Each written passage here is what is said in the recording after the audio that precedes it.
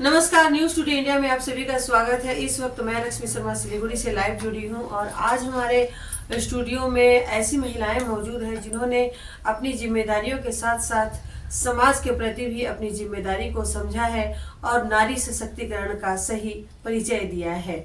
जी हाँ, आज हमारे साथ मौजूद है सिलीगुड़ी की बहुत ही एक मशहूर समाज सेवी एक संगठन है पहल शाखा, उनकी अध्यक्ष तथा फाउंडर मोनिका शर्मा जी और उनके साथ ट्रेजरर है उसी पहल शाखा की पूजा वर्मा जी और सरला दीदी जी।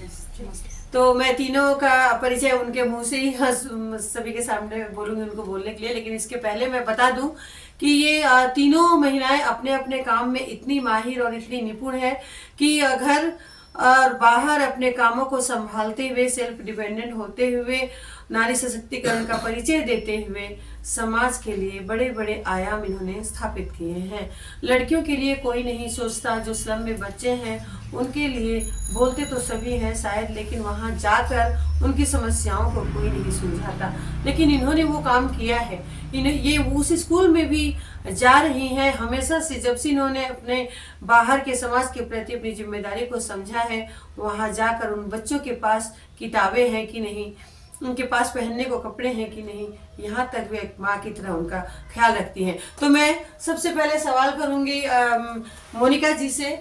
आप अपना परिचय खुद दीजिए पूरा और बताइए कि कैसे इस तरीके से आपके मन में आया इतना अच्छा, और कैसे आपने ये पहल शाखा वाला जो आपने गठन किया, ये सफर कैसे शुरू किया।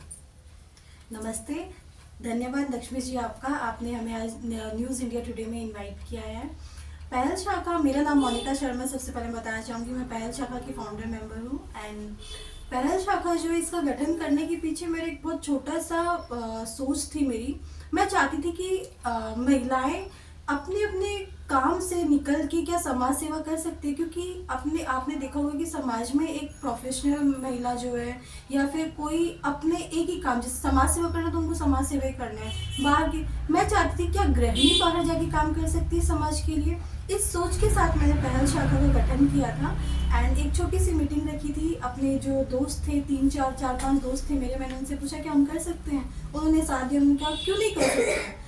एंड उसी की उनके साथ की वजह से पहल शाखा जो शुरू हुई थी, और आज इतने अच्छे मुकाम पे एक साल में कि हम 5 महिलाएं से आज 40 महिला पहल शाखा में हैं।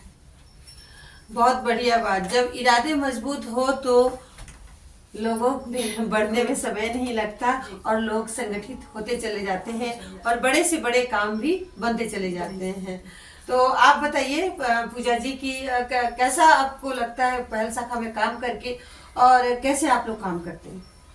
बहुत अच्छा लगता है। नमस्ते, मेरा नाम पूजा वर्मा है, मैं पहल शाखा से हूँ। बहुत अच्छा लगता है बच्चों लोगों के लिए काम करना और करना, बहुत ही अच्छा लगता है।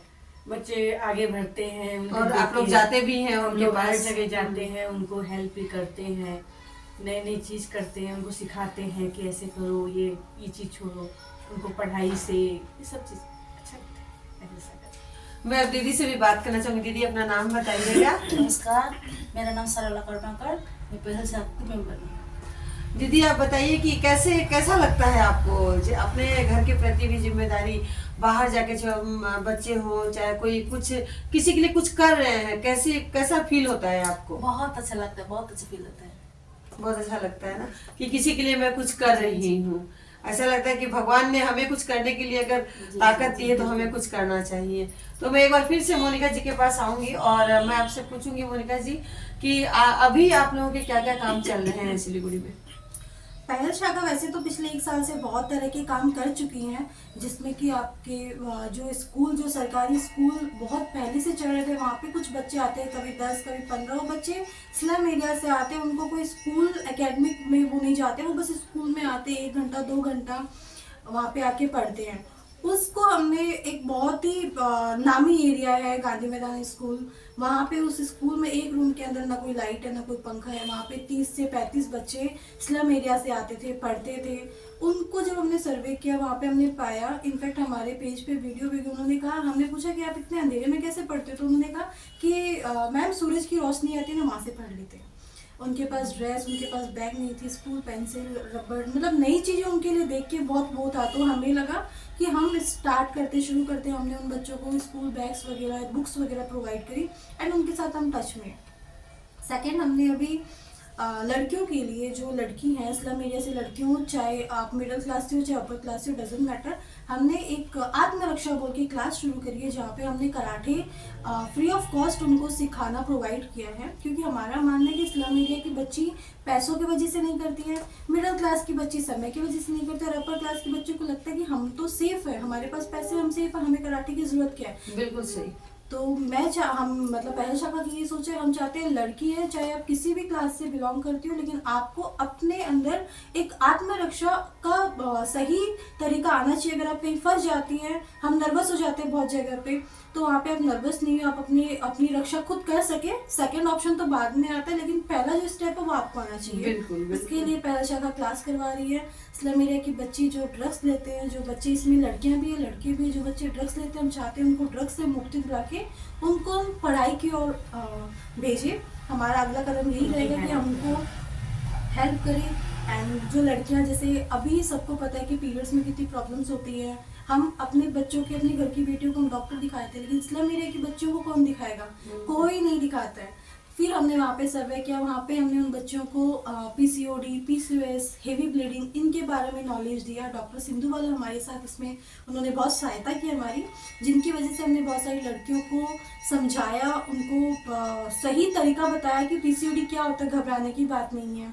अब हमारा नेक्स्ट प्रोग्राम है कि हम स्लम एरिया के जो बच्चों जिनको हमने ड्रग्स से थोड़ा सा मुक्ति करवाया है, उनको थोड़ा सा उनका माइंड शिफ्ट किया है, क्योंकि स्लम एरिया के बच्चों का माइंड शिफ्ट करना बहुत डिफिकल्ट टास्क है हमारे लिए।